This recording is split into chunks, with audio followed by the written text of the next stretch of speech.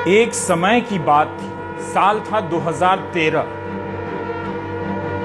जब नरेंद्र मोदी ने बिहार को गलत सलत इतिहास पढ़ा दिया। अगर गुप्त वंश की याद करें तो चंद्रगुप्त की राजनीति हमें प्रेरणा देती है। अगर हम ज्ञान युग को याद करें तो नालंदा और तक्षशिला का स्मरण होता है। ये मेरा बिहार है भाइयों। ये ताकत थी हमारे सैनिकों की। उन्होंने सिकंदर को यहां परास्त किया, उसको मार करके भेजा। तब नीतीश कुमार ने उन्हें ही सही इतिहास पढ़ा दिया। इतिहास का तो अद्भुत ज्ञान है। चंद्रगुप्त गुप्त वंश के हो गए। तक्षशिला उत्तर पश्चिम में है, हम होकर आए हैं। अब वो पाकिस्तान में पड़ता है। सिकंदर को गंगा नदी के किनारे तक पहुंचा दिए। वो तो सतलज के पहले ही से भाग गया। उसकी फौज कमजोर पड़ गई। और उसके बाद 2015 के विधानसभा चुनाव में नीतीश ने बीजेपी को हरा दिया। राजद और जदयू की सरकार बन गई। लेकिन 2017 आया तो नीतीश ने राजद को बाहर कर दिया, बीजेपी सरकार में आ गई। या मेरे जैसे व्यक्ति के लिए इस सरकार का चलाना संभव नहीं है। बिहार के तमाम जनता के साथ ये धोखा हुआ है महोदय। 2013 से 22 आ गया है। अब नीतीश ने फिर से बीजेपी को बाहर कर दिया है। सब लोगों की इच्छा यही हुई है कि हम लोगों को एनडीए छोड़ देना चाहिए। यह बिहार की राजनीति का घूमता दरवाजा है। कौन बाहर गया, कौन अंदर आया है। जो अंदर आया है वो कब तक अंदर रहेगा, जो बाहर गया है वो कब तक बाहर रहेगा। नमस्कार, मैं रवीश कुमार। बिहार में नीतीश कुमार की पार्टी जनता दल यूनाइटेड के पास 43 विधायक हैं। आज नीतीश कुमार ने 74 विधायकों वाली बीजेपी को गठबंधन और सरकार से बाहर कर दिया। उधर महाराष्ट्र में बीजेपी के पास 105 विधायक हैं, लेकिन उसने 46 विधायकों वाले शिंदे गुट को अपना नेता मान लिया, जिसे अभी पार्टी की मान्यता तक नहीं मिली है और बीजेपी शिंदे के नेतृत्व में सरकार में शामिल हो गई। बिहार की कहानी सरकार गिराकर फिर से बनाने की नहीं है, बल्कि इस कहानी में सबसे बड़ी कहानी है कि क्या मोदी सरकार के मंत्री फोन कर विधायकों को करोड़ों रुपए की लालच दे रहे थे और जदयू तोड़ रहे थे। अगर यह बात सच है और जैसा कि नीतीश कुमार ने अपने विधायकों को इसकी रिकॉर्डिंग सुनाई है, तो आज सबसे बड़ा सवाल यही है कि क्या बीजेपी अपने सहयोगी दल की सरकार गिरा रही थी, करोड़ों रुपए का लालच दे रही थी, जिससे गुस्सा कर नीतीश कुमार ने बीजेपी को ही सरकार से बाहर कर दिया। पूरे दिन के इंतजार के बाद यह पहली तस्वीर है जब आज नीतीश कुमार सार्वजनिक रूप से दिखाई देते हैं, जब उनका काफिला उनके निवास स्थान से चंद कदम दूर राजभवन की तरफ निकलता है। राजभवन और मुख्यमंत्री का निवास करीब करीब है, इसलिए आज समर्थकों की काफी यहां गहमा गहमी नजर आ रही थी। इसके पहले जनता दल यूनाइटेड की बैठक की कोई तस्वीर मीडिया को जारी नहीं की जाती है। जब नीतीश कुमार अपने विधायकों और सांसदों को फोन की रिकॉर्डिंग सुना रहे थे तो इसकी खबरें सूत्रों के हवाले से बाहर आती हैं, जिनमें बताया जाता है कि केंद्र के मंत्री विधायकों को करोड़ों रुपए की पेशगी दे रहे थे और जदयू तोड़ने की बात कर रहे थे। मंत्री की संख्या 1 है या 2 है, मंत्री कौन है, नाम क्या है, इसकी जानकारी लीक नहीं की जाती है। लेकिन नीतीश ने कहा कि अपनी पार्टी को बचाने के लिए वे इस गठबंधन को समाप्त कर रहे हैं। नीतीश का गुस्सा हो या भरोसा हो, इस दौर में जब बीजेपी तमाम खतरनाक जांच एजेंसियों से लैस है और राजभवन पर उसके इशारे पर काम करने के आरोप लगते हैं, नीतीश कुमार ने उसी राजभवन में जाकर इस्तीफा सौंप दिया। सारे विधायक और विधान पार्षद और पार्टी के नेता सब लोग आसपास से क्या दिक्कत हो गई? सारी मीटिंग आज हुई और सब लोगों की इच्छा यही हुई है कि हम लोगों को एनडीए छोड़ देना चाहिए। तो जैसे ही एनडीए छोड़ने का निर्णय सब लोगों की थी, तो हमने उसी को स्वीकार कर लिया और आकर के यहाँ जो एनडीए की सरकार में हम मुख्यमंत्री थे, हमने मुख्यमंत्री पद से इस्तीफा सौंप दिया। बिहार की राजनीति में इज इक्वल टू हो गया है। जितना आरोप आप नीतीश पर लगाएंगे उतना ही आरोप बीजेपी पर भी लग जाता है। यह दौर मोदी शाह का दौर है। पूरे देश में उनकी राजनीति का डंका बजता है। मान लिया गया है कि दोनों जब चाहें ईडी, सीबीआई, आईटी लगाकर कहीं की भी सरकार गिरा सकते हैं और बना सकते हैं। उस दौर में इतनी ताकतवर पार्टी को कोई सरकार से बाहर निकाल दे, यह कोई साधारण बात नहीं है। बीजेपी चाहे जितना नॉर्मल दिखने का दावा करे, लेकिन मोदी शाह को रिजेक्ट करने का साहस ही दिखा देना बड़ी बात है। यह बात आप कांग्रेस के उन नेताओं से मिलकर पूछ सकते हैं जो डर के मारे पार्टी छोड़कर बीजेपी में चले गए और मंत्री बन गए।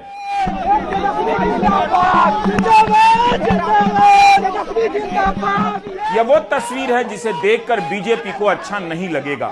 नीतीश और तेजस्वी यादव आगे आगे चल रहे हैं। ललन सिंह और राजद के दूसरे नेता इन दोनों के पीछे चल रहे हैं। इस्तीफा देने के बाद नीतीश कुमार सीधे तेजस्वी के घर जाते हैं और राबड़ी देवी से मुलाकात करते हैं। नए गठबंधन में राजद बड़ी पार्टी है। नीतीश के इस्तीफा देते ही बिहार मंत्रिमंडल अपने आप बर्खास्त हो गया। नीतीश ने बीजेपी के मंत्रियों को निकालकर इस्तीफा देने के बजाय खुद इस्तीफा देकर सरकार खत्म कर दी, उसका रास्ता चुना। उसके बाद उनके घर पर राजद, लेफ्ट और कांग्रेस के नेताओं के साथ बैठक होती है, जहां नीतीश को नेता चुन लिया जाता है। तो 7 पार्टियां एक साथ, आप समझ लीजिए कि विधानसभा में 164 और इसके अलावा एक इंडिपेंडेंट हम लोगों के साथ, तो 7 पार्टी और एक अकेला इंडिपेंडेंट। और हम लोग जो उधर थे उनसे हम लोगों ने रास्ता आज समाप्त कर दिया और हम लोग एक साथ मिल करके 7 पार्टियों में जो हम लोगों का महागठबंधन है, हम मिल करके आगे काम करेंगे, सेवा करेंगे। और इसी सिलसिले में 7 पार्टी के सभी विधायक दल के जितने सब नेता हैं, सब लोग मिल करके और जितने विधायक सारे, मतलब 7 पार्टियों का और एक इंडिपेंडेंट, सभी लोगों का दस्तखत भी दे दिया गया है। ये तो इतिहास बताता है कि भाजपा जहां रहती है, जिसके साथ रहती है, उसको खत्म करने में लगी रहती है। आप पंजाब देख लीजिए, आप महाराष्ट्र देख लीजिए, और जो बिहार में हो रहा था वो किसी से छुपा है क्या? हर एक लोगों को पता है कि क्या भाजपा की तैयारी थी। जेपी नड्डा जी, ये जो लोकतंत्र की जननी है, यहाँ आकर के बोलते कि क्षेत्रीय पार्टियों को खत्म करेंगे, समाप्त करेंगे। तो इसका मतलब क्या है? यानी विपक्ष को समाप्त करेंगे। विपक्ष को समाप्त करेंगे मतलब लोकतंत्र को समाप्त करेंगे। यानी लोकतंत्र की जननी में आकर के आप लोकतंत्र को चुनौती दे रहे हैं, ये बिहार के लोग नहीं सहेंगे। नए गठबंधन की सरकार में डिप्टी सीएम कौन बनेगा, स्पीकर कौन बनेगा, यह सवाल उतना बड़ा नहीं है जितना कि केंद्र का वह मंत्री, वो कौन है जो विधायकों को करोड़ों रुपए दे रहा था। इसी सवाल में महाराष्ट्र में सरकार गिराने का जवाब मिलेगा। इसी सवाल में झारखंड में कांग्रेसी विधायकों को पैसे देकर हेमंत सरकार गिराने का जवाब मिलेगा। इसलिए यह सवाल बड़ा है, क्या नीतीश नए सिरे से शपथ के पहले रिकॉर्डिंग जारी कर देंगे या इसका मनोवैज्ञानिक तौर पर इस्तेमाल करेंगे ताकि सत्ता का हस्तांतरण आराम से हो सके। लेकिन जब तक रिकॉर्डिंग की वह आवाज सामने नहीं आती, उस केंद्रीय मंत्री का नाम सामने नहीं आता जिसने करोड़ों रुपए की लालच विधायकों को दी है, तब तक यह सवाल अनुत्तरित रह जाता है। ये 4 से 6 रिकॉर्डिंग है। ये विधायकों को कुछ उनके जानने वालों ने ही फोन किया था और उसमें कुछ करोड़ों के ऑफर दी गई थी, जिसकी रिकॉर्डिंग है जो आज के बैठक में जिसे प्ले किया गया था। लेकिन नीतीश की नाराजगी का कारण अगर आप जानेंगे तो इसमें ये एक फैक्टर रहा है। आमतौर पर नीतीश पर आक्रामक हमला करने वाले गिरिराज सिंह ने भी संयमित प्रतिक्रिया दी है और कहा है कि वे अकेले कुछ नहीं कर सकते, पटना जा रहे हैं। 10 अगस्त को पटना में बीजेपी की बैठक है। 17 में आप दोबारा साथ आ गए, आराम से साथ रहे, 19 का लोकसभा का चुनाव जीता, 20 का विधानसभा का चुनाव जीता, और आज जब 22 का अगस्त चल रहा है तो आप कह रहे हैं भाजपा हमको तोड़ने की कोशिश करती है। ये क्या मतलब है इसका? हमारा स्पष्ट कहना है नीतीश जी, आप बिहार की जनता के जनादेश का अपमान कर रहे हैं। गठबंधन धर्म कौन निभा रहा था, इसका फैसला तो अब रिकॉर्डिंग के बाहर आने से ही होगा।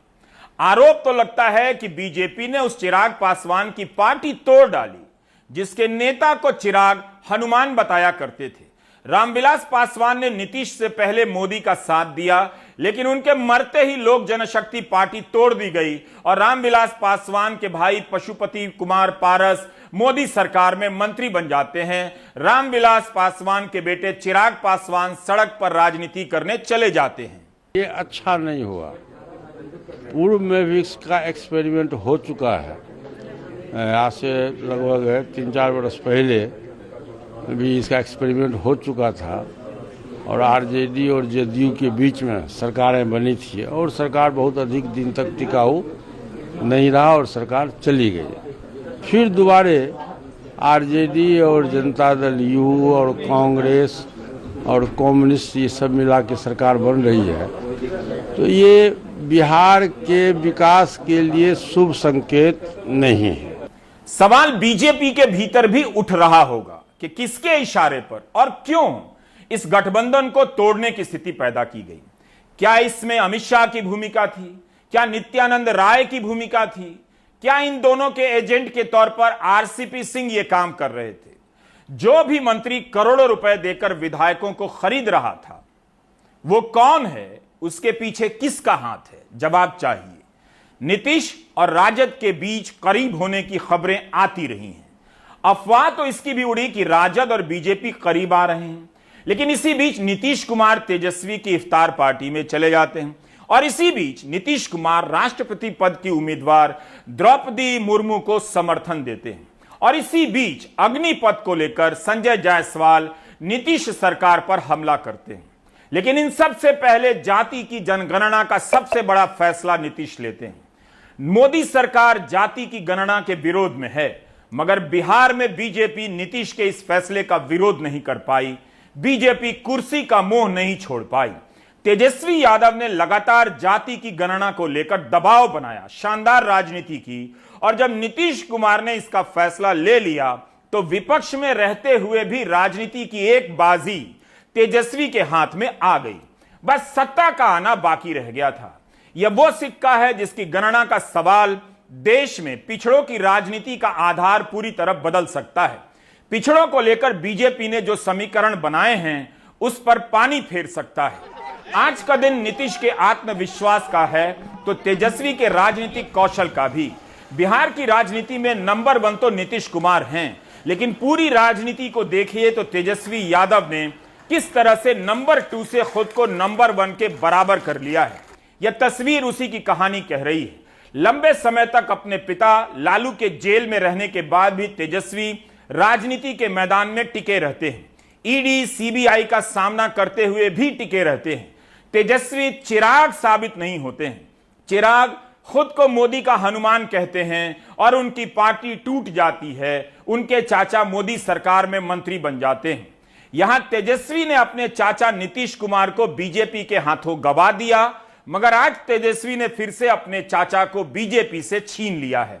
क्या सबसे बड़ी पार्टी राजद को कभी यह पद दोबारा मिलेगा मुख्यमंत्री का? इस सवाल का जवाब भविष्य में छिपा है। बिहार में महागठबंधन वजूद में आ रहा है। यह वो समीकरण है जिसे बीजेपी हल्के में तो नहीं ले रही होगी, मगर इस बार के महागठबंधन के भीतर भी काफी कुछ नया होने जा रहा है। हमारे सहयोगी मनीष कुमार कहते हैं कि यह सरकार पिछले 3 दिनों में नहीं बनी है, पिछले 2.5 महीनों की मेहनत का नतीजा है। पहले मैं बता दूं कि नीतीश कुमार ने कहा कि उन्होंने इस्तीफा दे दिया है, यानी इस्तीफा देने का मतलब यह है कि अब उनको बीजेपी के मंत्रियों का ना तो इस्तीफा लेना है, ना उन्हें बर्खास्त करना होगा, क्योंकि अब पूरी कैबिनेट जो है वो डिसॉल्व हो गई है। अब है नई सरकार बनाने की कवायद। तो अब उनके घर पर आरजेडी, लेफ्ट और जो वामपंथी दलों के विधायक हैं वो उनके यहाँ जुट रहे हैं। उसके बाद में वो एक तरह से उनको औपचारिक रूप से पहले नेता चुना जाएगा। जो समर्थन पत्र सभी पार्टियों का तैयार है, समर्थन पत्र दिया जाएगा। जहाँ तक सरकार बनाने में किसको क्या मिलेगा, तो अभी ये स्पष्ट है कि मुख्यमंत्री नीतीश कुमार होंगे, उप मुख्यमंत्री तेजस्वी यादव होंगे, विधानसभा अध्यक्ष आरजेडी का होगा। किस पार्टी को कितना मंत्रिमंडल में जगह मिलेगा इसका भी फॉर्मूला तय है, क्योंकि ये सरकार पिछले कुछ 3 दिनों में या 4 दिनों में नहीं बनी है। करीब 2.5 महीने तक ये पूरा एक्सरसाइज चला है। सभी पार्टियों के जो स्टेक होल्डर्स थे उनको समय के अनुसार नीड बेस्ड पे उनको सारी जानकारी दे दी है। सभी लोग ऑन बोर्ड हैं। एक मुख्यमंत्री होगा, एक उप मुख्यमंत्री होगा। सभी पार्टियों के, इस बार वामपंथी दलों के भी जो विधायक हैं उनको भी मंत्री बनने का मौका मिलेगा। सारी चीज़ें जो है वो डिस्कस कर ली गई है। पहले कैबिनेट में जो है 4 लाख लोगों को रोजगार देने का एक प्रस्ताव पारित किया जाएगा, उसका टाइम फ्रेम भी बताया जाएगा। तो ये सारी चीज़ें जो है, क्या करना है, कैसे करना है, ये सारा कुछ जो है वो सब कुछ डिसाइडेड है। क्या यह गठबंधन बीजेपी की वजह से टूटा है? इसका जवाब इस सवाल में है कि बीजेपी के किस कैबिनेट मंत्री ने, किस मंत्री ने करोड़ों रुपए की पेशकश कर नीतीश कुमार के विधायकों को तोड़ने की कोशिश की। बिहार की राजनीति में नैतिकता कहीं खड़ी नहीं है। हर किसी ने नैतिकता को ताक पर रखा है। क्या बीजेपी के हाथ से बाजी निकल चुकी है? अब भी है। नीतीश कुमार बिहार विधानसभा के स्पीकर को भी लेकर नाराज थे। स्पीकर विजय कुमार सिन्हा ने 7 अगस्त को ट्वीट किया कि वो कोविड पॉजिटिव हो गए हैं, वे आइसोलेशन में चले गए हैं, लेकिन एक दिन बाद 8 अगस्त को ट्वीट करते हैं कि नेगेटिव हो गए हैं। क्या स्पीकर की कोई भूमिका होनी है, इसलिए नेगेटिव पॉजिटिव, पॉजिटिव नेगेटिव होते जा रहे हैं? महाराष्ट्र में जब संकट शुरू हुआ तो वहां के राज्यपाल को भी कोविड हो गया, मगर मामला लंबा चल गया तो इस दौरान वे ठीक भी हो गए। नीतीश कुमार ने जब 2017 में राजद का साथ छोड़ा तब गोदी मीडिया ने इसे नीतीश का मास्टर स्ट्रोक कहा। आज गोदी मीडिया याद दिला रहा है कि नीतीश को तेजस्वी ने पलटू चाचा कहा है। कहा तो सुशील मोदी ने भी बहुत कुछ था। 2015 में सुशील मोदी ने नीतीश को धोखेबाज कहा। गिरिराज सिंह ने कितना कुछ कहा। इसके बाद भी बीजेपी 2017 में नीतीश का दामन थामती है तो जनता की सेवा के लिए नहीं, बल्कि कुर्सी के लिए ही। बेशक नीतीश ने कहा था कि कभी राजद के साथ गठबंधन में लौटकर नहीं जाएंगे। 2015 में प्रधानमंत्री नरेंद्र मोदी ने भी तो नीतीश के डीएनए पर सवाल उठाए थे। ये सारे बयान जनता के सामने हैं, लेकिन क्या बिहार में बीजेपी अति आत्मविश्वास का शिकार हो गई? हाल ही में बीजेपी के सभी मोर्चाओं के नेताओं की पटना में बैठक हुई। उसमें राष्ट्रीय अध्यक्ष जेपी नड्डा ने कहा कि आने वाले दिनों में विपक्ष का वजूद मिट जाएगा। हम एक ऐसी पार्टी है जो आइडियोलॉजिकल बेस्ड है, वैचारिक पृष्ठभूमि पर हम खड़े हैं। मैं बार बार लोगों को बोलता हूं, देखो अगर ये विचार नहीं होता ना तो हम इतनी बड़ी लड़ाई नहीं लड़ सकते थे। और सब लोग मिट गए, समाप्त हो गए, और जो नहीं हुए वो हो जाएंगे। रहेगा तो फिर बीजेपी रहेगी। लेकिन इस बैठक के बाद यही बयान जारी हुआ कि बिहार में गठबंधन के नेता नीतीश ही रहेंगे। क्या बीजेपी भी नीतीश को बीच बीच में उकसाती रही, फुसलाती रही? आज पहला दिन है, आज गठबंधन टूटा है। बीजेपी उस हिसाब से, अपने तेवरों के हिसाब से आक्रामक नजर नहीं आई। 2017 में जब बीजेपी ने जदयू का साथ दिया तब क्या बिहार की जनता ने उसे जनादेश दिया था? आज संजय जायसवाल कह रहे हैं कि जनादेश का अपमान हुआ है।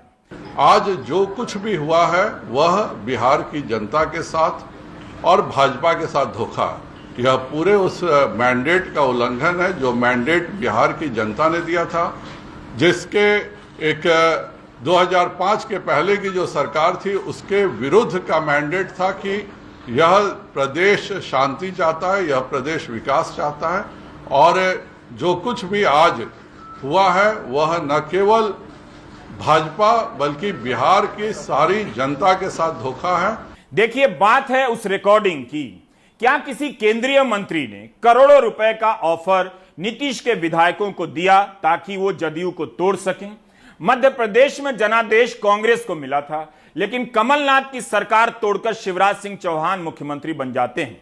महाराष्ट्र में किसी को साफ जनादेश नहीं मिला था, सरकार उद्धव ठाकरे की बनी, लेकिन शिवसेना को ही तोड़ दिया गया। पिछले चुनाव में गोवा में जनादेश बीजेपी को नहीं मिला था, लेकिन किस तरह कांग्रेस को तोड़कर सरकार बनाई गई। ऐसे अनेक उदाहरण दिए जा सकते हैं। बीजेपी को मौका मिला था कि वह राजनीति में नई नैतिकताओं को कायम करे, मगर बीजेपी ने नैतिकताओं की सारी मर्यादाएं ध्वस्त कर दी और हर बार सहारा लिया कि कांग्रेस के जमाने में भी ऐसा होता रहा है। ईडी आज की राजनीति का सबसे बड़ा नेता हो गया है। यही सबसे बड़ा नेता है ईडी। सभी सवाल कर रहे हैं कि ईडी के अधिकारी कब पटना जाते हैं और अपना काम शुरू करते हैं, जदयू और राजद के विधायकों पर छापे डालते हैं। यह ईडी की हालत हो गई है। 10 अगस्त बुधवार को नीतीश कुमार 8वीं बार मुख्यमंत्री के रूप में शपथ लेंगे। इस्तीफा देने के बाद नीतीश राजभवन दोबारा गए। उनके साथ तेजस्वी यादव भी थे, जदयू नेता ललन सिंह भी थे, हम पार्टी के नेता जीतन राम मांझी और कांग्रेस के अजित शर्मा भी थे। इसके पहले नीतीश कुमार को गठबंधन का नेता चुन लिया गया। सभी राजभवन गए और नई सरकार बनाने का दावा कर दिया गया। नीतीश को कमजोर बताया जा रहा था, लेकिन इसके बाद भी राजनीति के केंद्र में वे बने हुए हैं। इसका जवाब वो नहीं दे सकते जो ईडी, सीबीआई और गोदी मीडिया के लश्कर के दम पर छिपकर राजनीति करते हैं। इसका जवाब वही दे सकता है जो अपने दम पर राजनीति करता है कि कमजोर होते होते भी नीतीश कैसे राजनीति के केंद्र में हैं। ये जो नई सरकार बनेगी या ये जो महागठबंधन पार्ट 2 है, उसमें ये सहमति है कि नीतीश कुमार ही नेता होंगे, क्योंकि अभी भी कई चर्चाएं अलग अलग जगहों पे, बिहार के अलावा यहाँ पे भी बहुत सारे लोग, बहुत सारे पत्रकार ये कयास लगा रहे हैं, चूंकि तेजस्वी यादव और आरजेडी एक मजबूत स्थिति में है, तो क्या ऐसा हो सकता है कि कोई और एग्रीमेंट हो, कुछ समय बाद फिर वो मुख्यमंत्री बने, कुछ पावर शेयरिंग का फॉर्मूला हो, या तेजस्वी यादव भी इसके लिए बात कर सकते हैं, या ये माने कि तय है कि नीतीश कुमार ही फिलहाल में मुख्यमंत्री दोबारा बनने वाले हैं।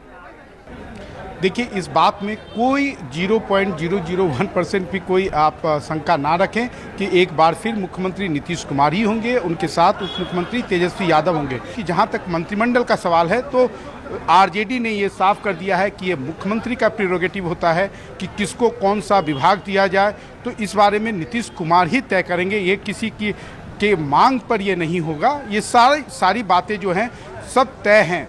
दूसरी बात यह है कि दोनों ने, नीतीश कुमार हो, आरजेडी हो या कांग्रेस हो, पिछले बार महागठबंधन 1 जो था उसमें उसकी गलतियों से उन्होंने काफ़ी कुछ सीखा है। इसलिए इस बार कोई गलती दोहराने की वो हिम्मत नहीं जुटा सकते या ऐसा राजनीतिक जोखिम नहीं ले सकते। इसलिए हर कदम जो है वो फूक कर ले रहे हैं और इसी के लिए इस सरकार के फॉर्मेशन के बारे में हर कुछ जो है पहले से तय है। हर चीज़ के बारे में उन्होंने एक तरह से आपस में विचार विमर्श कर लिया है। जो कुछ कंटेंसेस इशू भी थे उसके बारे में भी बातचीत हुई है। लोकसभा में किसको कितनी सीटें मिलेगी, ये सारा कुछ अभी से तय है। लेकिन फिलहाल मुख्यमंत्री नीतीश कुमार होंगे। कोई रोटेशनल यहाँ पर चीफ मिनिस्टरशिप नहीं चलने वाला है। जब तक चाहेंगे वही मुख्यमंत्री रहेंगे, जब उनकी इच्छा होगी तभी वो हटेंगे। नीतीश और तेजस्वी का एक साथ मार्च करना कई पुराने सवालों को मांझकर नया कर रहा है। क्या नीतीश ने केवल सरकार बनाई है या बचाई है? नीतीश के इस कदम से लगता है कि वे सत्ता का खेल खेलते हुए हमेशा पिछड़ा वर्चस्व की राजनीति के प्रति वफादार रहना चाहते हैं। उनकी यही वफादारी तेजस्वी के करीब बार बार ले आती है। मोदी शाह ने हिंदुत्व के बैनर तले पिछड़ावाद को काफी मजबूत किया, ऐसा दावा किया जाता है। इसके लिए समाजवादी धारा के नेताओं को तोड़ा गया और इसके आधार को हिंदुत्व में मिलाया गया। तो क्या आप समाजवादी धारा हिंदुत्व के पिछड़ावाद से अपना पिछड़ावाद हासिल कर पाने के लिए बेचैन है? पटना में ही जेपी नड्डा ने कहा था कि बीजेपी विचारधारा के लिए लड़ती है, जीती मरती है। मगर नड्डा भूल गए कि लोहियावादियों के भीतर बहुत सारे नेता रहते हैं। लोहिया, जेपी, कर्पूरी, चंद्रशेखर, मुलायम, न जाने कितने रहते हैं, मगर सबकी विचारधारा एक है। बेशक ये टूट कर बिखरते हैं मगर फिर से जिंदा हो जाते हैं। जाति की जनगणना की राजनीति अभी किस तरफ करवट लेगी कोई नहीं जानता, मगर पिछड़ी जाति के इन समाजवादी नेताओं ने अपनी विचारधारा को बचाने की दिशा में एक कदम बढ़ा दिया है। अगर आप लोहियावादियों की बेचैनी को समझना चाहते हैं तो सत्यपाल मलिक की तरफ देखिए। प्रधानमंत्री मोदी ने उन्हें राज्यपाल बनाया, मगर सत्यपाल मलिक अपनी विचारधारा के प्रति वफादारी निभा रहे हैं। उनकी ट्रेनिंग बोलने की है। जवानी में सत्यपाल मलिक धुरंधर छात्र नेता थे, बुढ़ापे में भी उनकी जवानी बोल रही है। राज्यपाल होकर भी बोलने की हिम्मत रखते हैं कि मोदी सरकार ईडी का दुरुपयोग करती है। बीजेपी के लिए समाजवादियों को खत्म करने का सपना कांग्रेस को मिटा देने के सपने से बड़ा है, लेकिन वो ये बात खुलकर कभी कहती नहीं। बीजेपी चाहे जिस दम पर हिंदू एकता का दावा करती है, लेकिन इस एकता के नीचे पिछड़ी राजनीति छटपटा रही है। पिछड़े नेता जानते हैं कि वे दूसरे की विचारधारा की नाव में खड़े होकर नेता नहीं बन सकते। इसलिए यूपी चुनाव के समय कई पिछड़े नेताओं ने बगावत की। पिछड़े नेताओं का एक जुनून नेता बनने का होता है, जिसे बीजेपी की हिंदुत्ववादी राजनीति में निखरने का मौका नहीं मिलता। पिछड़े नेताओं को आप अनुशासन के नाम पर मशीन नहीं बना सकते। मशीन बनाएंगे तो अपनी पार्टी बना लेंगे। इसलिए पिछड़े नेताओं के भीतर दुबका हुआ लोहियावाद, कर्पूरीवाद करवटे बदल रहा है। लोहियावाद के मूल में है वर्चस्व का विरोध करना। जब नेहरू और कांग्रेस का जलवा था, तब लोहियावादियों के पास हौसला था।